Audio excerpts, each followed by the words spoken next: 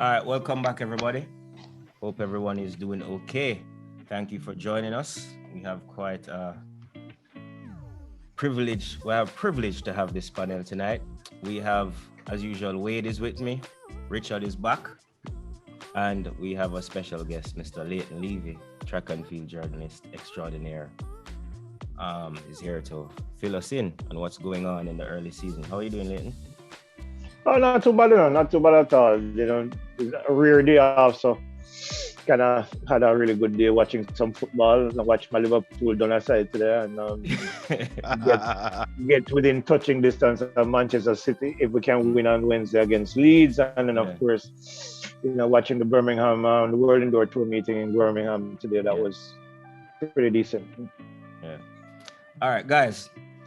Funny story how Leighton ended up here tonight, but we owe him an apology because we put out a story and we forgot to mention our source, and anybody who watches this channel know that Leighton is a regular source. All right, up to last week, one of the stories that we discussed, gentlemen, was one of Leighton's stories. So it's really a privilege, and we are sorry, sir. From the bottom. No apologies necessary. We had a discussion about it, and we're all good. I didn't even know it was you. Yeah. No, man, that's why I had to reach out. That's why I had to reach out. You should have kept quiet, Primo. Yeah. Yeah, man. Leighton is like family, in case you guys don't know. All right. We used to be neighbors for years when I just came back to Jamaica back in 2008. He was living right next door. I mean, back 2 townhouses away on the same block, which was like what? By 20 yards, 30 yards away, you know. Yeah, so we've that was during Gambling House days, Wade, when I was doing music. Yeah, man, I know exactly what you're talking about. All right, so it's Photo Express. Yes, a long link. All right, and thanks again for being here, Leighton.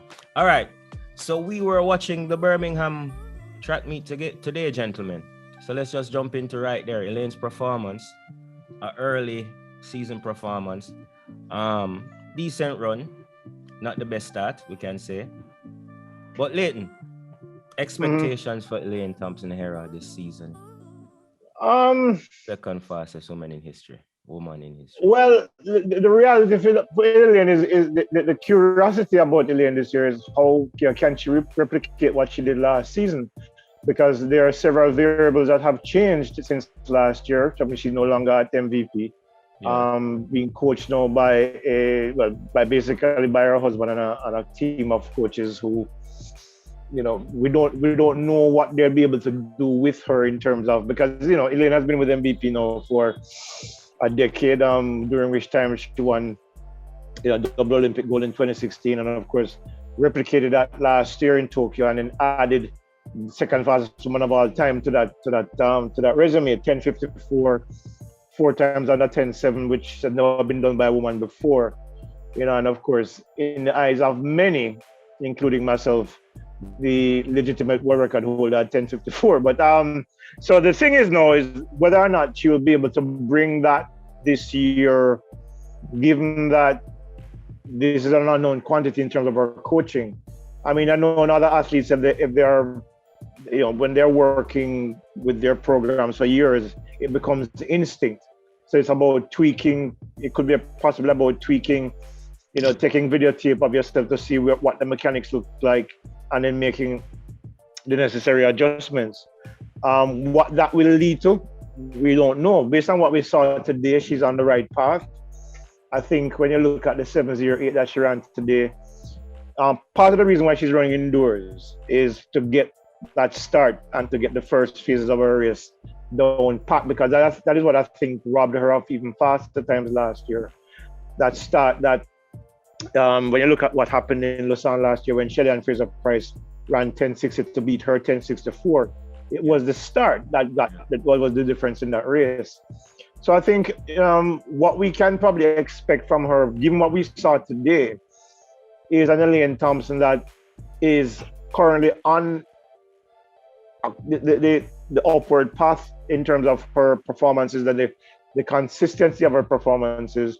And I think when she runs in Toronto on, I think it's Monday or Tuesday next week, we'll have a clear idea of whether or not that start is coming along the way she wants it to, because for today, it was a very ordinary start. It's actually quite poor.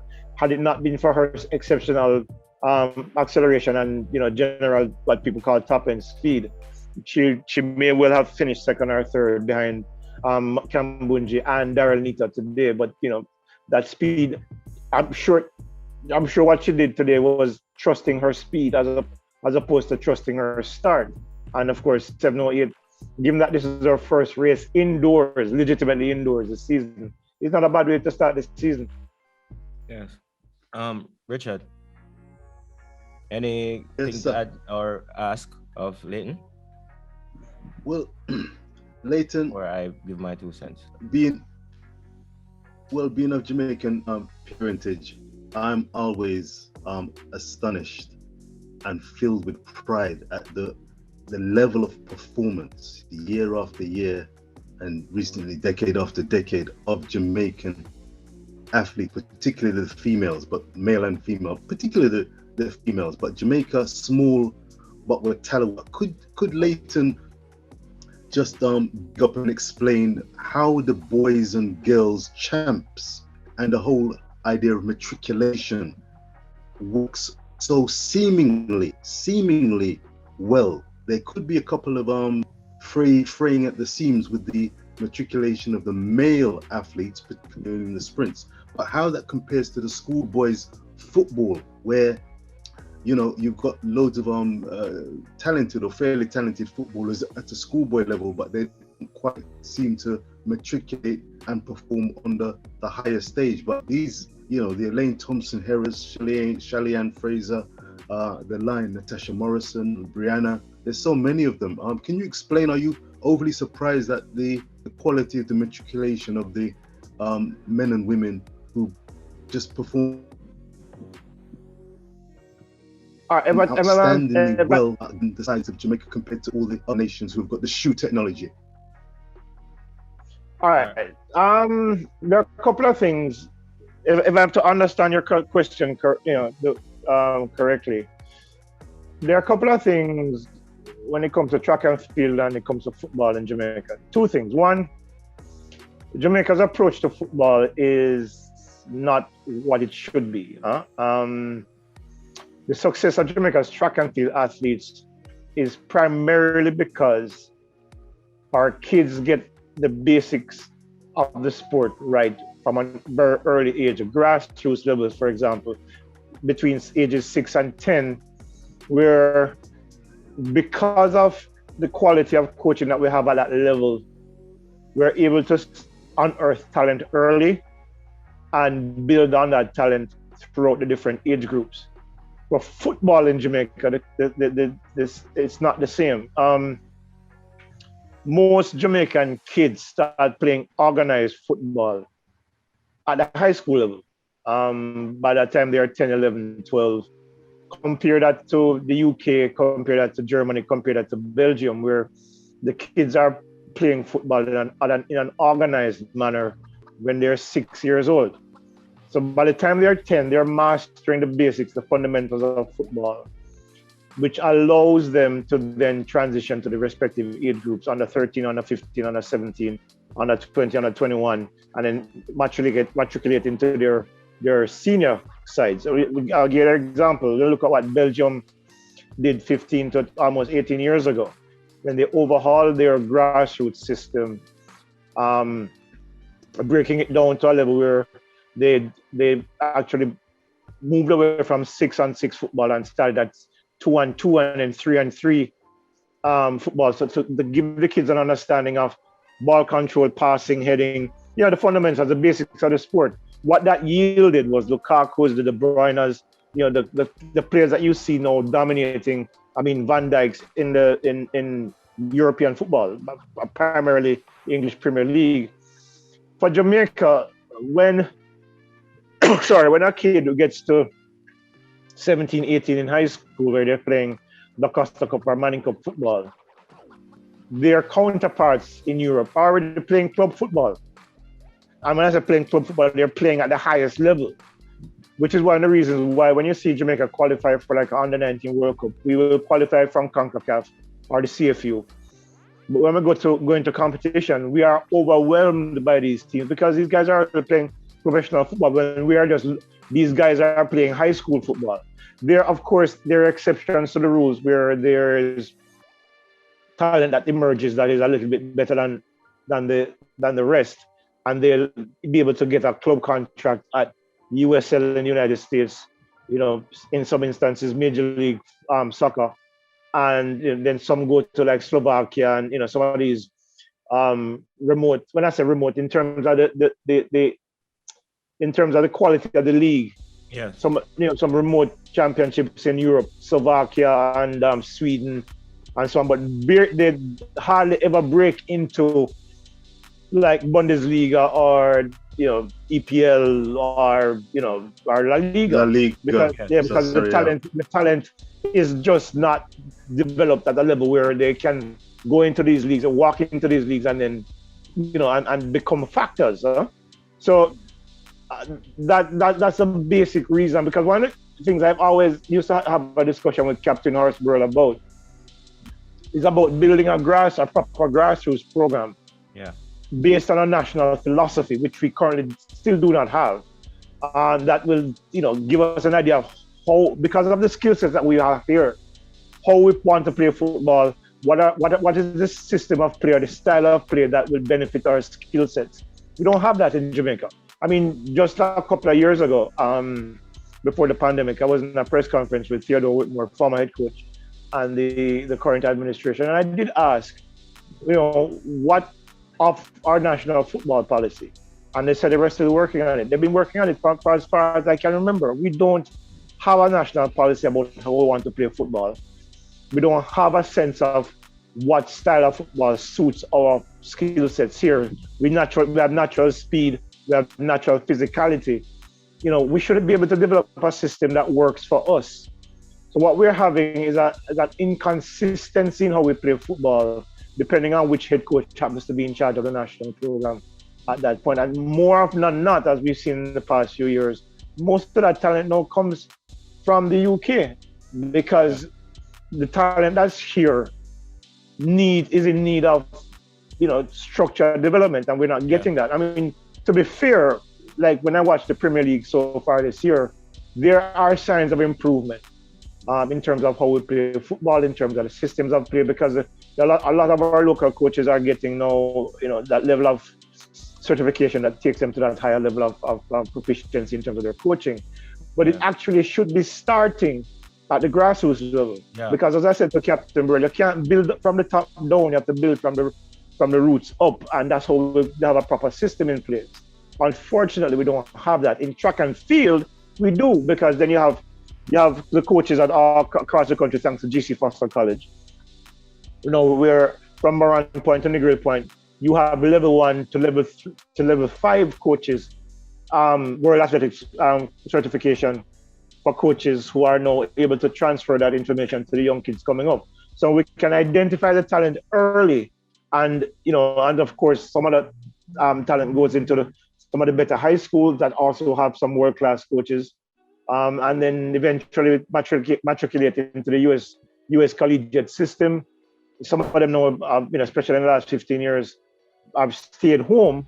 Yeah. And of course, under the tutelage of Stephen Francis, Glenn Mills, over by GC Foster, Sprint Tech, that is, and of course, Legacy Track Club and others, where they're able to bring forth that talent. So that's the basic difference in terms of our track and field prowess as opposed to the football prowess. Because the thing is that we put in a proper grassroots program in Jamaica, have some academies. My idea is having like an academy for each county. One in Surrey, one in Middlesex, and one in Cornwall. And what you do is that you bring the best grassroots talent into those academies, and then have those academies compete either in the Costa Cup or Manning Cup competitions as an academy. And then so they'll get that experience.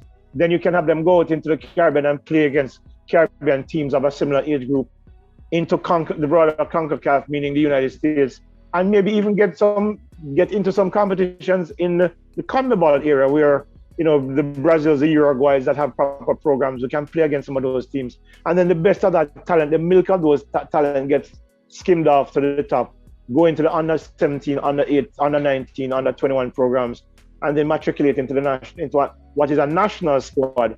Kind of like how Panama does it. The Panama team that you see playing today, they've been playing together for 10, 12 years. Yeah.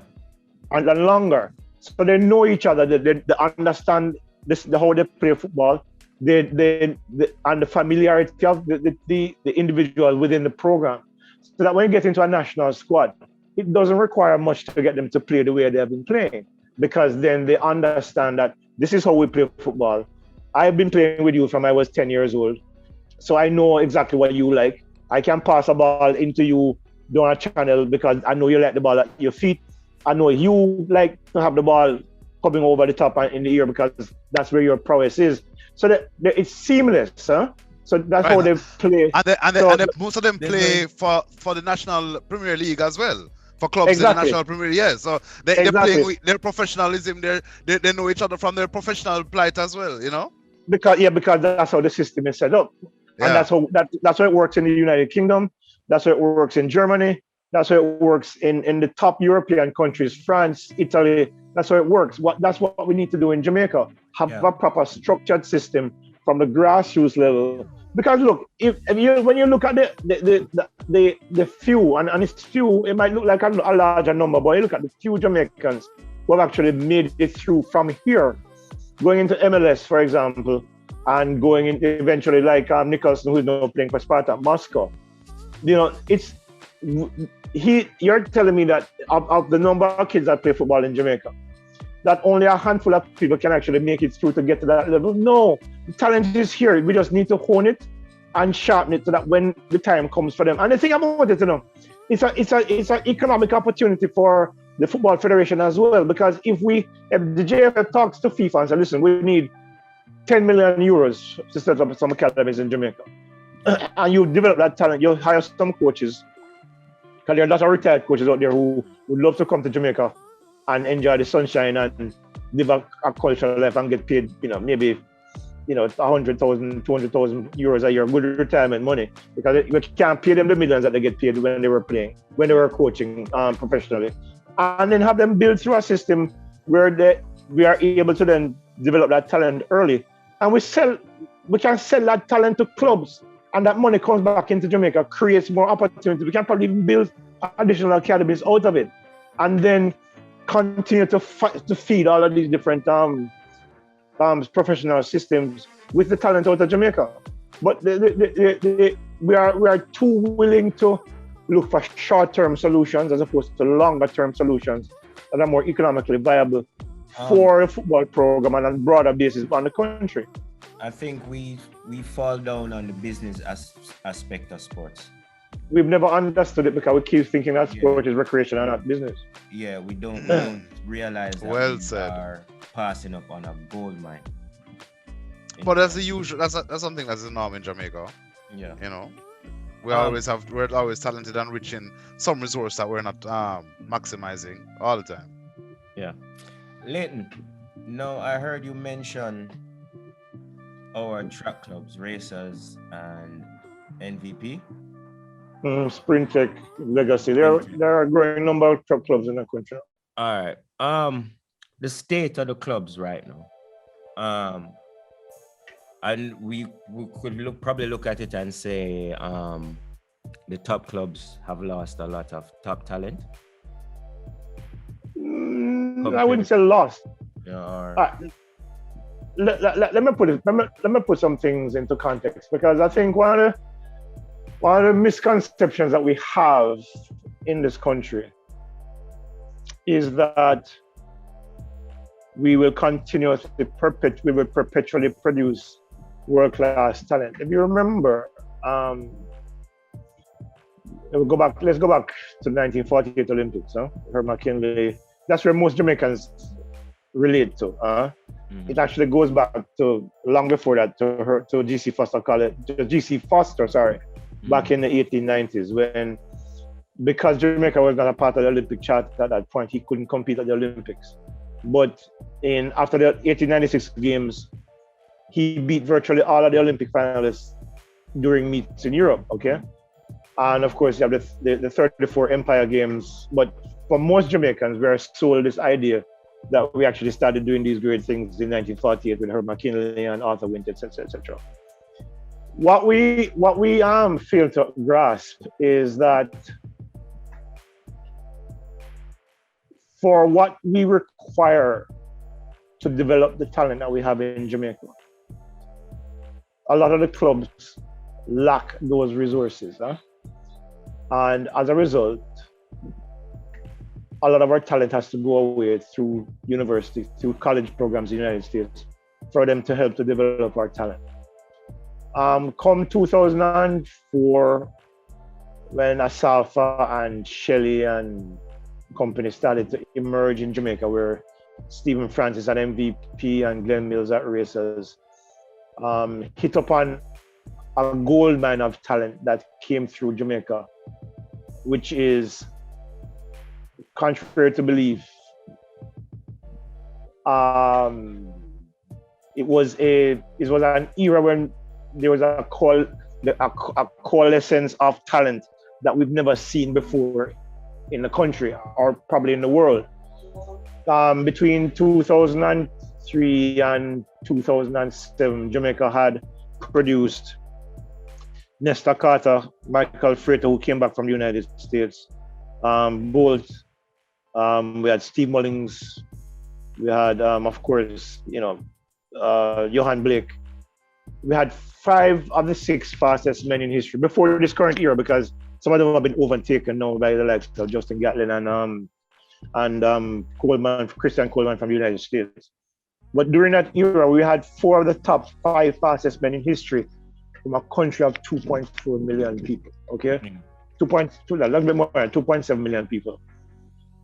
If you look across the spectrum of track and field and the history of track and field, the only country that has been able to do that was the United States, and that's because they have a population of over 300 million people. So what we had was this coming together of talent, uniquely talented athletes, and it's not just the men, because we've been doing it to the women for a lot longer than the men have been. Yes. But Bolt and Blake and Asaf and Nesta and Michael Frater and Steve Mullings all came along in the same era. What that did was give us a false impression of what really obtains in Jamaica, where we feel that, okay, we can start develop our talent on our own, which is rubbish, because not everybody is going to be a 100-meter runner, or a 200-meter runner, or a 400-meter runner.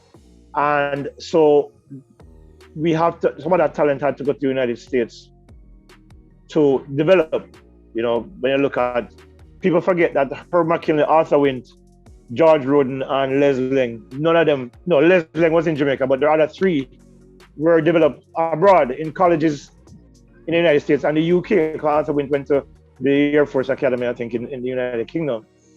So what it have now is that a lot of the clubs that have popped up, I mean, MVP has been successful because it found itself with this immense body of talent, Melian Walker, Bridget Foster Hilton, Asafa Powell, etc. That brought money into the club because of their, what they were able to do on the international circuit, and of course attract sponsorship through Nike primarily at the time.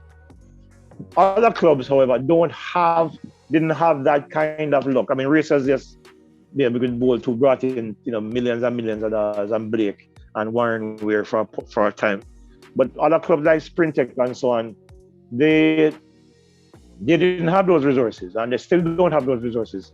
So the state of the clubs in Jamaica right now is, as MVP continues to thrive, because they still have people like Sherika Jackson and Tajia Gale, who are able to continue to bring money into the club. But for clubs like Sprintec and Racers now is struggling financially because Bolt is no more. Blake is not the athlete that he used to be, and he's no longer with Racers Track Club. So it requires, for a lot of the clubs, some of the clubs get support from their shoe sponsors like Adidas and so on. But for the most part, most clubs in Jamaica don't have the resources. Yeah. So what is it that most of them are trying to look for now is that talent that will be able to attract an international shoe sponsor, for example, and they get a portion of that money, or the sponsor decides to invest in the club and help them develop talent.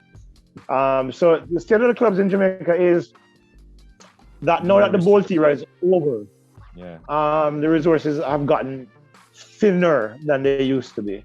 yeah, And so the clubs continue to struggle. And until they can find a consistent stream of world-class talent, they will continue to struggle because then, without the financial backing, mm, for example, you'll talk to some of the people who run the clubs, and they will tell you that, for example, some simple things like physiotherapy becomes almost like a luxury because they can't afford it for athletes who might get injured, for example, yeah, and carrying some scar tissue. They are not able to consistently get that athlete the treatment that they require, and then eventually that athlete eventually falls through the cracks because then they can't become the best of what they can be because of injuries and the inability to manage those injuries.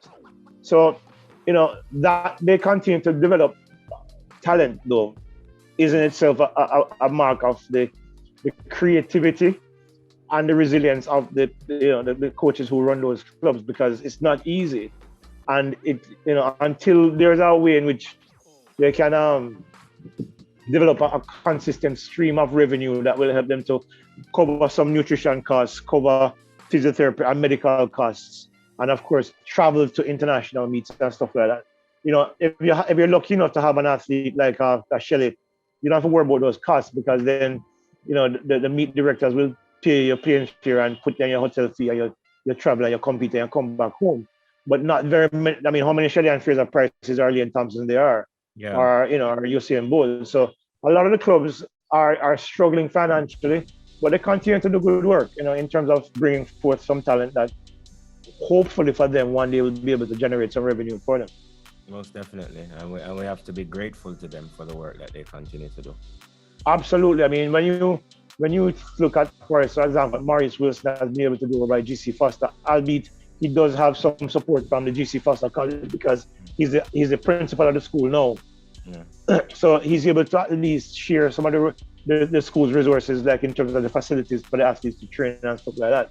But if you're not aligned to an institution, for example, like that, like Youth MVP with UTEC, Mills with UE, Ma Wilson with GC Foster College, you literally have to piggyback on a high school field, like how some of the athletes, I think elite now, elite performance for Shelley and Fraser Prices, uses the JC facilities sometimes. And some of the lesser clubs now have to literally piggyback on some of the major clubs to get to share some of that facility. Yeah. Some of them use Stadium East, which is good, but it's not always going to be available, especially when there's, well, it can be because most of them train in the mornings, and then by the time football starts, like with Premier League matches, they're already done training for the day or so, and then training on weekends. So it's a very complex and challenging circumstance for many of the clubs. Yeah. But despite that, they continue to do decent work given the challenges that they face in that regard. Okay. Well, it's a eye opener, I must say, Leighton. I wasn't expecting that particular answer from Primo's question. So I mean, there's a bit of a shoestring rags to riches story, and certainly where Jamaica athletics is concerned, you really open our eyes in terms of not letting us assume and take for granted the conveyor belt of talent coming through is going to be a must. They're shades of the West Indies cricket team from the 70s and 80s. But yep, I wanted to raise a point. If we are not taking for granted the proverbial shoestring budget and level of technical acumen that these local Jamaican clubs have, what struck me is the pressure and levels of pressure and expectations to make it big, to succeed for themselves as individual athletes, for their clubs, for their family, and of course for Jamaica, wearing that proud black, green and gold. But in light of the cases such as the Blessing Okbari situation, where the pressure to succeed can lead somebody to, shall we say, take shortcuts to success. I wanted to ask Leighton and your good selves, Wade, and yourself, Primo, Do you have any sympathy or empathy for athletes who choose, for one reason or the other? We've got the CJ Uja case where the 4x100 meter relay team has been deprived or will be deprived of their silver winning effort in Tokyo as a result of banned substances being found. Do you have any sympathy or empathy for athletes who choose to walk the darker side of the track in order to try and achieve fame? Speak. All right. Let me answer. Let me give you a quick answer that way. There are a couple of different categories of athletes who end up on the wrong side of the water code. Huh? There's those athletes, and we see many instances in Jamaica where, for want of a situation, let me rephrase it this way. Sometimes what I find in this country is that there is an ignorance of the water code, and there is not a willingness to sufficiently educate yourself about what the code requires of you.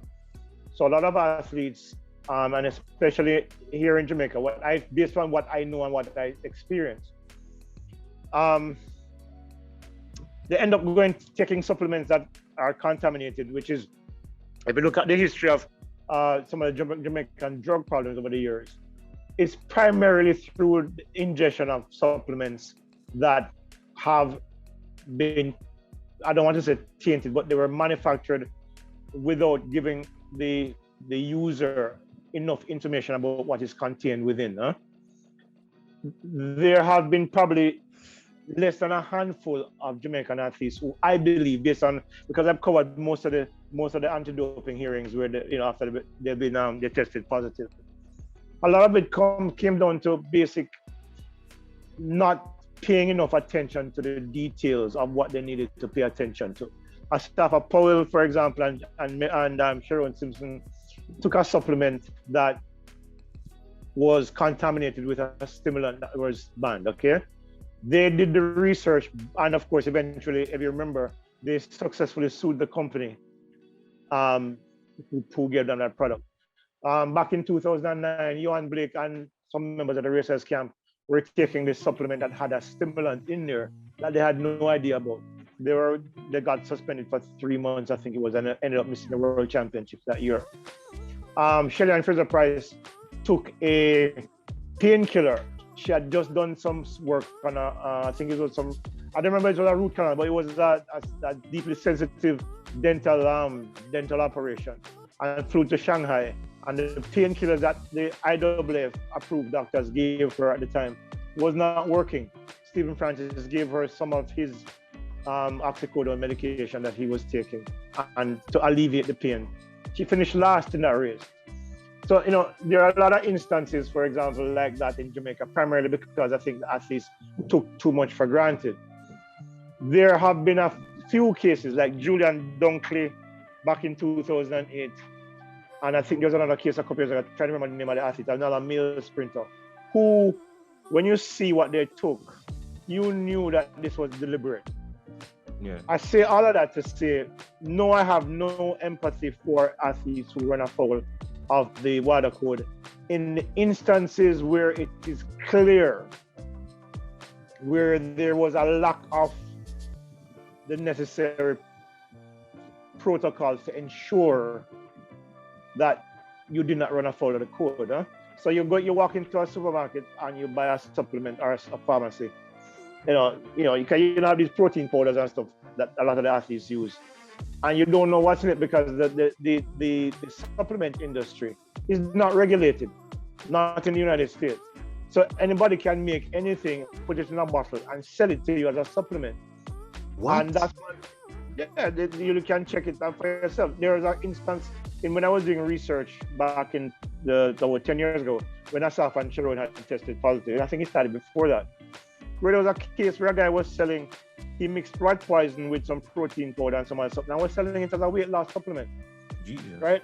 My Lord. Because there is no regulation of the supplement industry, which is why they tell you don't take supplements, which is unrealistic, because the idea that every athlete is able to afford a balanced meal 3 times a day is ridiculous. I mean, especially coming from when you're coming from a country like Jamaica, where a lot of the young athletes, they probably eat some dumpling and some butter with breakfast, lunch, and dinner, so they don't get the nutrients that they need to help their bodies to develop, and which is why they end up with injuries and all kind of everything, because they did not have the access to proper nutrition. The thing is, in those instances you mentioned, Blessing Okabari, I have no empathy for her. In fact, as I said earlier on our thing today, I think there should be a system where people like her go to prison. You know why? Because when you look at her case, she was complicit in what was You happening. love Prima. You love Prima. She Cover knew the You're the story. man said, Hold on. fling them in the Continue. jail. She Continue. knew what she was doing. She was having conversations with Dr. Lira about what to take, when to take. She actually mentioned in those encrypted messages that they found on her phone, where she ran 1063 at the Nigerian trials, and she said, Dated it. Right? So all of the information. What have that you has done come to out- my body? Yeah, It feels great. exactly. Right? So Oh, she knew what she was doing. People like her, I have no empathy for, because they knew what they were doing. There are a lot of the water code. Let me finish it. The water code says you're responsible for what you put in your body. So those athletes who took the supplements and the tainted supplements and things, I get their situation, because you take a supplement, you don't know what's in it. The ingredients don't tell you that what's in it, and you end up testing positive, but you're still responsible. So yeah, take a ban. But for people like Kokabari, no man, prison. You can answer this if you want, but is there a relation between the two cases, Yuja and Okabari?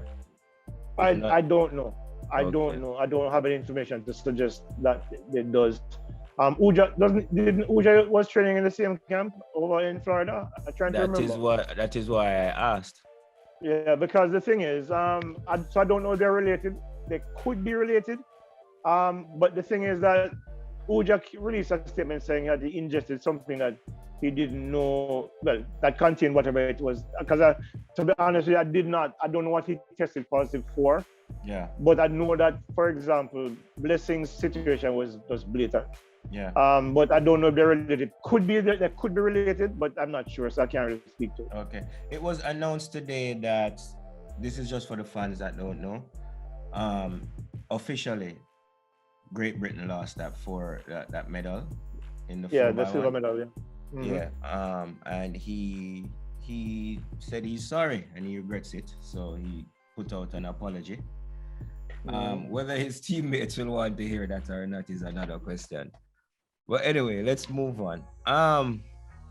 Back home. Could I put a pin in that quickly, Primo? And Wade is keeping quiet. I want him to speak up. What do you think that it's really fair that the entire relay team be stripped of their medals for the sake of one person who has apologized profoundly, but the whole team is stripped? Hussein experienced this with Nesta Carter, I believe. Do you think that's fair, Wade? I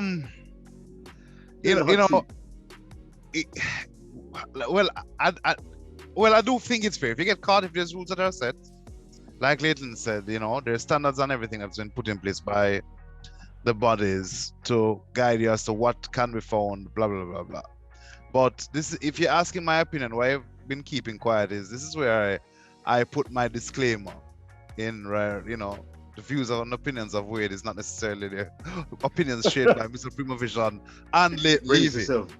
Brace yourselves, gents. I'm more controversial in my thinking, where knowing what I know about natural body mechanics and aesthetics, we've been tainted with what we think the athletic representation should look like. And naturally, most athletes cannot attain what they have naturally. And most of the times when I get caught, this is where I get dark with it, when they say, it's supplements. That to me is just that's just rhetoric when you get caught, because you have to be taking something And when you ask if I'm sympathetic or empathetic, I'm totally empathetic because I believe that is just how the industry goes. You have to be on something to augment the natural abilities that there. Somebody who is eating their Wheaties won't jump like Jordan all the time, like other athletes who have professional sports nutritionists who are, might be running in something that might be questionable, but it has it on a structured system to develop what they're trying to develop, wash it clean, and move forward. I mean, this is rife throughout sports. My favorite example of this is like in boxing with Tyson Fury. That's a natural body. Tyson Fury's body is a natural body. We have been, I think professional bodybuilding especially, and Hollywood and Dragon Ball Z has tainted what we think the natural body should look like, and the NFL as well. All right, here because I get your point. Right. But me not agree with you. No, not at all either. Because here's the clash. Here's the thing. Yeah. Supplements are, let's put it this way, what the classification of things that are called performance enhancers don't make you run faster enough, right? Or make you jump higher, jump and make far enough. It's not the supplement. I don't want to use the word supplements here. No, I know that. When you take a PED, you know what it does? You know how it makes the muscle might grow better, or the arches might go up more. No. Or you might produce more testosterone. There's different things. There's different things. That's not how it works, my friend. Listen to this. All right, go ahead. When you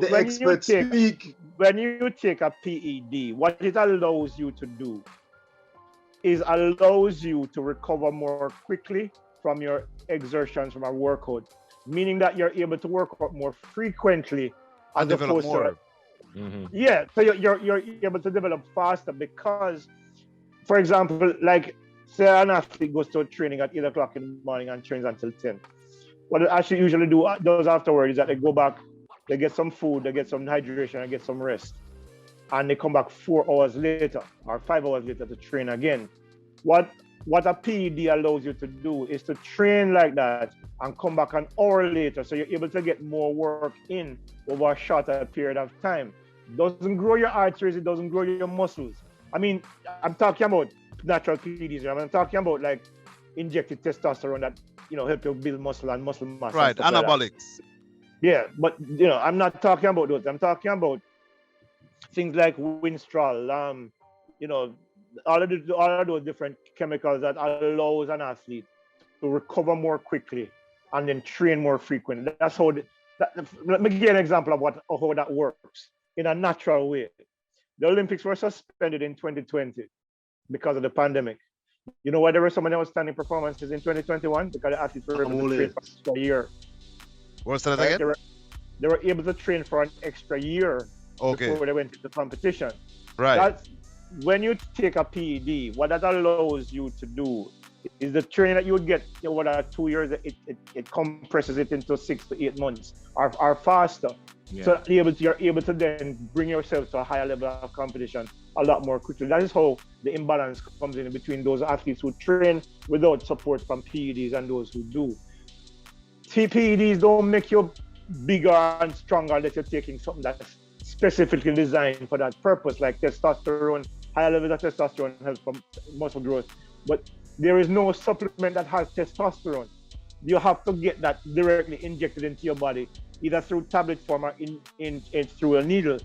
So the idea that you feel that PEDs are the natural bodies. Listen, when you look at, for example, I have a friend that I went to high school with, who all he did was push-ups and sit-ups. And he had muscles like you would never believe, because I know, but that's the genetics of the person. Right? That could be that person, right? When you say Tyson Fury is a natural body, Tyson is not a natural body. Tyson Fury is a big ass 6'7" man who has about 30% body fat. That's not a natural body. When I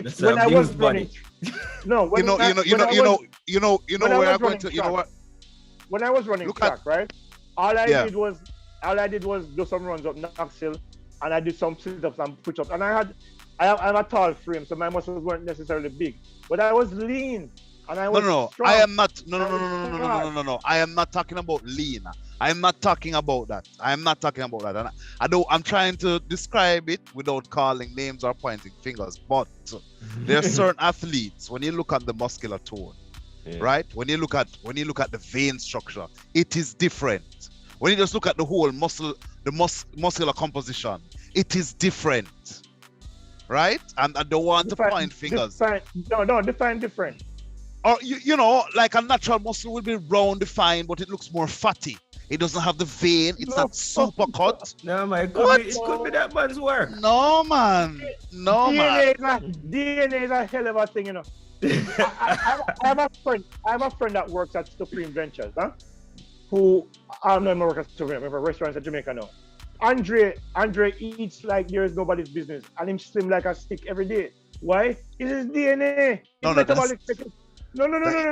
But what I'm saying to you is this: your musculature, is more to do with your DNA than anything else. I know, but right? I'm not talking about guys. We're going down the rabbit hole. All right. We're moving on. Order.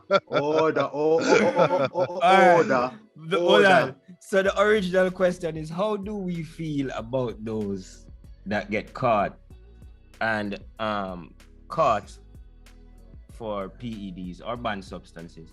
Leighton said obviously there are differences in the cases.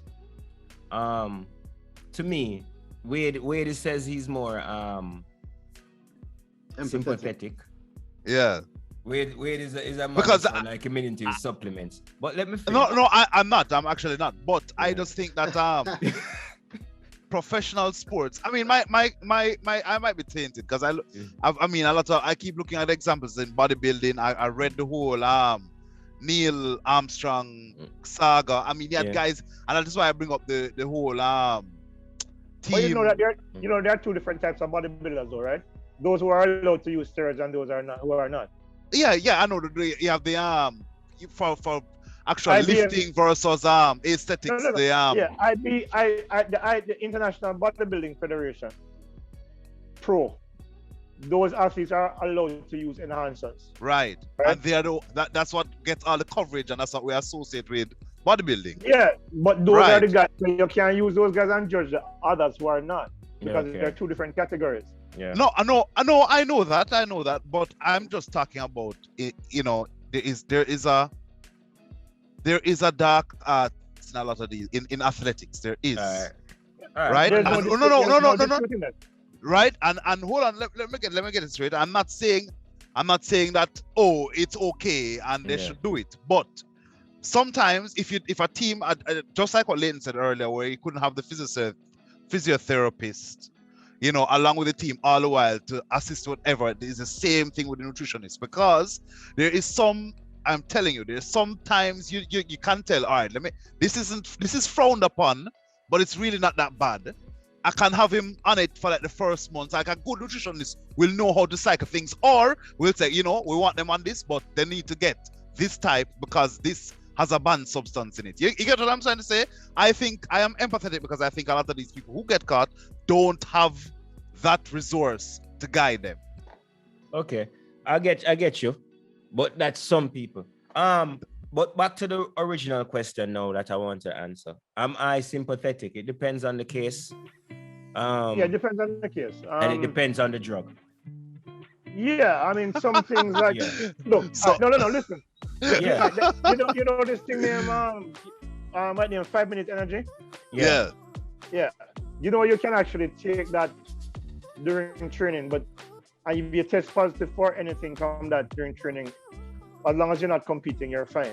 Yeah. But if you are caught in competition with it, then you can be banned for the minimum because it's a stimulant, right? So there are different lines of demarcation when it comes to what constitutes doping, because some of it is not what it appears to be in terms of what runs afoul of the water code as opposed to what does.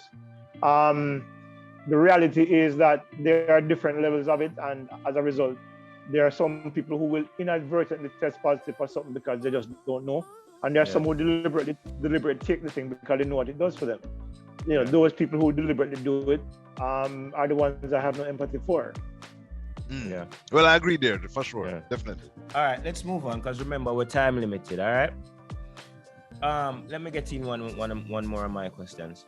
Now, seeing that we Jamaican athletes are traditionally outdoor track and field athletes, and we have a indoor track and field championship coming up, Leighton. How many or who can we look forward to being or participating in the World Indoor Championship? All right, based on what I know so far this year, I know Brianna Williams wants to go to World Indoors. Daniel Williams is considering it. Yeah. Elaine Thompson is considering it, but I think she will most likely not be there. I don't think she wants to probably be there because her primary focus this year is World Championships in Oregon. I spoke to Daniel Williams recently, and she said that the way it makes it sound is that it's the World Indoors is something that she most likely will participate in, but it's not a certainty. World Outdoors is what she's focused on as well, and she probably will consider Commonwealth Games if it works for her schedule. So for the time being, I mean, we've seen a number of athletes like Ronisha McGregor running indoors. We see Ronald Levy running indoors this season. Johnny Russell, Stephanie McPherson. I don't know if, when I spoke to Elaine said to me that the 60s that she's running indoors is to help with our overall progress in our 100. Yeah. So, I think a lot of them are probably using it along those lines because, as you know, a lot of Jamaican athletes are not necessarily fans of running indoors. I know when Omar was consistent, he was running indoors as well. Because remember, he won a World Indoor title as well. Shelley and Fraser Price similarly did that, but that was years ago. They're not necessarily keen on running indoors, but people like Natalia Gould runs a lot indoors, and I think you'll probably see her in Belgrade because I think based on what we've seen from her so far this season, 159.62, 158.46, and 159.6 today. I'm trying to remember what time was today. You probably will see her run indoors at the World Indoors. But I know Otto and Brianna are thinking World Indoors definitely. Whether or not Elaine goes there, it's still up in the air. Daniel will probably be there, not at the 100% certainty. And for the rest, I just think they're running indoors to prepare themselves for the outdoor season. So I don't think we'll see many Jamaicans at the World Indoor Championships this year. And like in previous years, I don't think many of them are big fans of it. So if we do send a team, it'll probably be about 4 or 5 people. I think. Repeat the numbers. As of right now, I can only think about 4 or 5 people. Even Brittany Anderson, I was even talking to her on Wednesday. Yeah. And they haven't decided whether or not they're running World Indoors either. So in short, a lot of them are thinking about it, but they're not necessarily penciling it in as part of their schedule this year. Okay. All right. Could I take the opportunity to ask Leighton while he's in our presence about his presentation or commentary style? Been in London, England, and over the years I've seen British teams turn up to try and perform indoors and outdoors on the international stage, and oftentimes come up short. They're making the fastest qualifier, hanging on by a thread, trying to find that last spot. And oftentimes they don't seem to call a spade a spade. You see the Jamaicans performing totally opposite to many of the British athletes, and they don't really speak up and applaud and laud the quality that the likes of Jamaica bring to the party.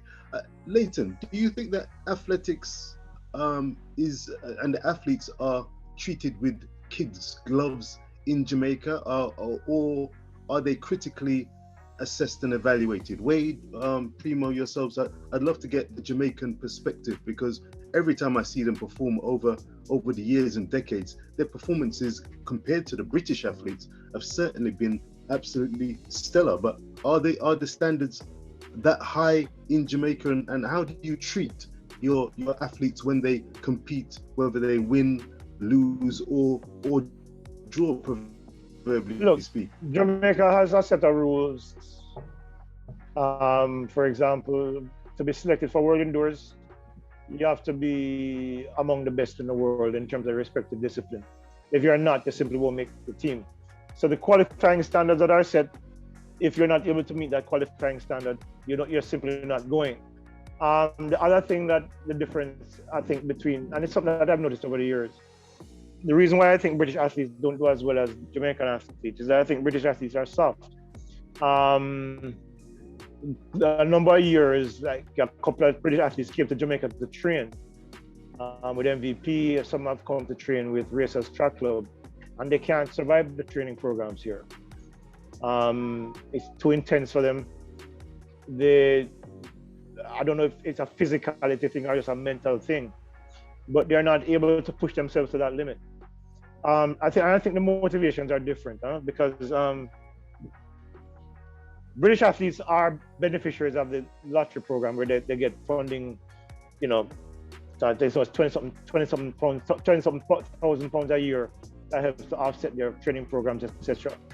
Most Jamaican athletes, when they're coming through, don't have those resources. Their motivations are different. They want to succeed because it's the difference between remaining in poverty or breaking through. I mean, and look, and not every Jamaican athlete wants to go to the Olympics or become a world champion. Some of them just want to go to college and get a degree so that they can get a job, stay in the United States and make some money and probably file for their families. It's a way out of poverty. For the British athletes, I think the motivations are different. They want to perform well for their country. And while they might be the best in their country, they're not necessarily close to being the best in the world. So the motivations are different completely. And the standards are different. Understood. Very true. That's fascinating. And one quick question before I'm sure Wade wants to pipe up. Listening to the conversation that you guys and we've been engaged in, we've got the drama of the likes of the DSD situation, the Mbuma, the Caster Semenya situation, which has been so emotionally and psychologically draining and depressing for many sports fans, and sad. The DSD issue for me is something that World Athletics is letting the world down because of it. There's an argument that DSD athletes can only be allowed to run certain events, right? Because of the designation that they have elevated levels of testosterone that are not normal among females, and they claim that it gives them an advantage. Now, if they actually believe that, why is it then that they're allowing athletes to, for example, look at Mboma. They prevented her from running the 400, but she was allowed to run the 200. Disciplines that are similar in terms of what is required in terms of physical strength endurance, speed endurance. It makes no sense to me. What makes sense to me is that if you're a DSD athlete, an athlete that is DSD, that determination that your athlete is DSD, why not create a separate category for them? It's a simple thing. Just create a category for them and then the problem goes away.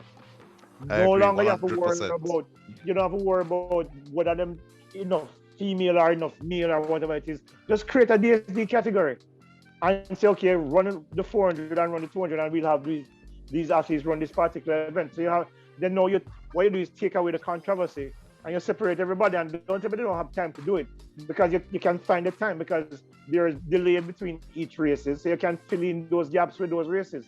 Yeah. So Mr. Levy, are you saying they should create a different category of bathroom stall as well? Don't answer it. That's a loaded question. Don't answer it. Don't answer. But I get you. But the reality is that they are so concerned about the DSD thing, which I think some of it is just ridiculous, because where a lot of this began is with Duty Shan back in 2015, I think, when they banned her from competing, and she took them to CAS and won. And CAS told World Athletics that they have to come up with the data to support the idea that DSD athletes have a specific advantage. They did not have that data, so they spent the next 2 years coming up with data. A lot of it now, which as you remember last year, was found to be unvalidated data, right? Which said that this particular athlete, these particular athletes have a distinct advantage. And then I use that now to ban Caster Semenya and Nean Saba and the other girl from Kenya.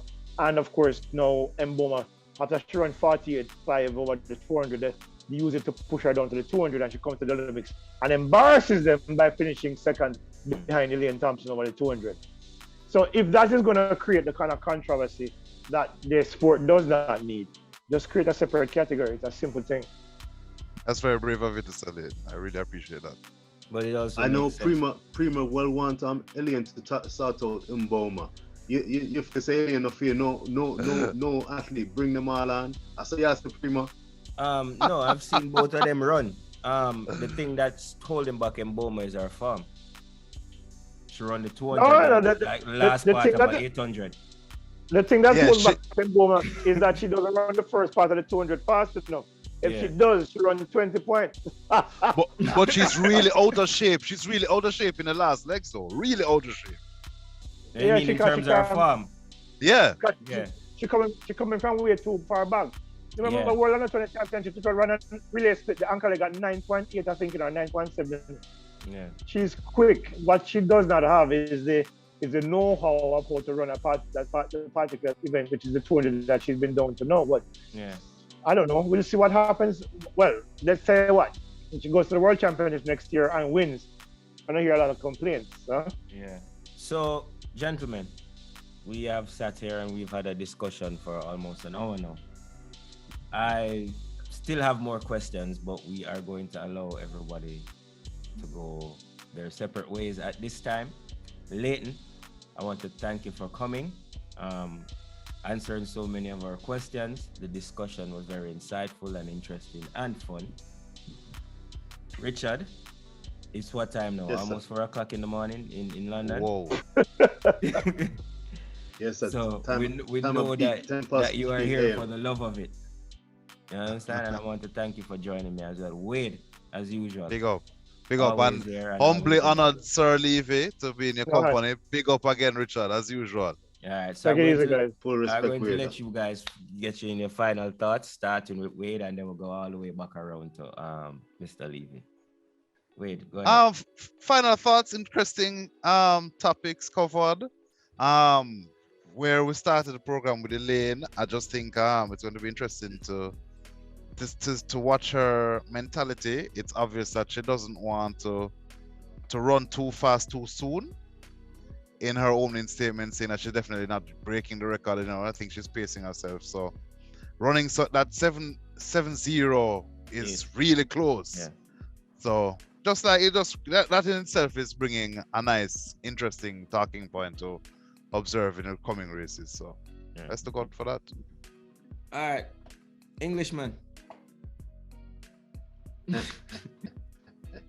me have on the Jamaican shirt. Big up the reggae girls and big up Jamaica. Check on the field. Look here. It's a pro tradition that Jamaica has. Leighton has wonderfully stated and soberly stated that we should not take for granted the crop of talent that we have in track and field. I'm looking very much forward to this athletic season, and Eugene particularly. I think the indoor season and the World Championships in Serbia can come and go. Once the Jamaican athletes particularly stay in shape and stay unhurt, that's going to be the key thing. And I wish all the athletes who are taking part, from Atin Mew, wonderful 800-meter runner Natalie Gould, Latoya Gould, and all the athletes, Levy, Grant Holloway, the list is endless. I wish them good health going forward. But all roads lead to Eugene, Oregon, and the World Athletics Championship. And Elaine Thompson, she's going to be on a mission. She's going to have a job to overhaul what she did last year. But I tell you what, we will be waiting with bated breath. And let us not forget Shelly Ann Fraser and, of course, Sharika Jackson. We wish the Jamaican team all the very best. Stay healthy. And I think we can have a lot of flag waving cometh the hour. Peace and respect to Papa Levy. Salute. Yeah, man, respect. All right, Mr. Levy. No, man, it was also fun being here. I mean, always fun talking track and field and Yeah. and sports in general. And just glad to have been able to participate. Yeah. And catching up again with you, Ali. It's been a while. Yeah. So that's all good. It's all good. I think this is the first time I ever sit down and talk sports, though. Well, yeah, true. It's about first time for everything, eh? Yes. And I want to thank you again for being here. Really appreciate it, Leighton, taking the time out to be here. I actually have a million more questions, so we're going to have to definitely be a part 2, 3, or 4. And there's also something that I want to do for you off the air, because I think people need to hear your voice a lot more. So we need to bring it to the people on your own platform, I think. Definitely, it's needed. Yeah. Guys. An ocean of wisdom. An ocean. Yes. So just look out for more content. Yeah. Look out for more content, more in-depth discussions. And thank you again, gentlemen, for being here. And it was a pleasure. All right.